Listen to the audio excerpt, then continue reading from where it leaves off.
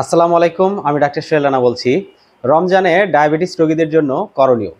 রমজানে ডায়াবেটিস রোগীদের বিশেষ সতর্কতা ও নিয়ম মেনে চলা গুরুত্বপূর্ণ, যাতে রক্তের শর্করা নিয়ন্ত্রণে থাকে এবং শরীর সুস্থ থাকে। রোজা রাখার আগে করণীয়। রোজা রাখার উপযোগী কিনা তা নিশ্চিত করতে চিকিৎসকের পরামর্শ নিন। রোজার সময় ওষুধ বা ইনসুলিনের ডোজ ও সময় পরিবর্তনের প্রয়োজন হতে পারে।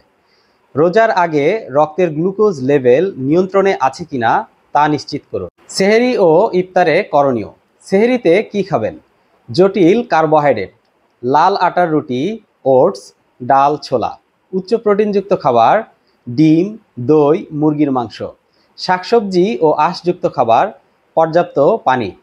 সেহরিতে যা এড়িয়ে চলবেন: সাদা ভাত বা মিষ্টি জাতীয় খাবার, অতিরিক্ত লবণযুক্ত ও ভাজা পোড়া খাবার। ইফতারে যা খাবেন: 1 থেকে 2টি খেজুর, এর বেশি নয়। শরবত বা ডাবের পানি, চিনি ছাড়া। সালাদ, ছোলা, শাকসবজি, সেদ্ধ মাছ বা মুরগি।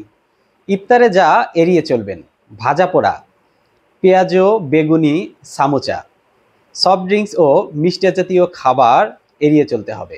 দিনের অন্যান্য সময় করণীয়: পর্যাপ্ত পানি পান করুন ডিহাইড্রেশন এড়াতে। রক্তের শর্করা নিয়মিত পরীক্ষা করুন। অতিরিক্ত পরিশ্রম এড়িয়ে চলুন।